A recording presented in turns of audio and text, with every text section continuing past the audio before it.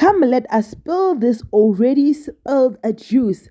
Guys, I was excited to see these news. It says radio by Hopolom Pela. Excuse me. DJ Sbu returns to radio. Halala! Legendary broadcaster is making a return to radio after a decade. Like, if you don't know what a decade is, barke 10 years, ne?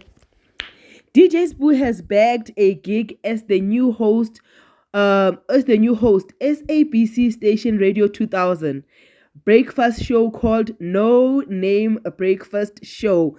The show airs weekdays from 6 to 9. And guys, breakfast show, we all know that it's one of the most listened to, because we'll listen to it in the morning when we go to work. If you are in a strict working environment where you cannot listen to radio, definitely when you are going to work in your car, you are listening to that. So yeah, I think we will tune in and listen to DJ Sbu during that time. And congratulations to DJ Sbu for coming back to our radios.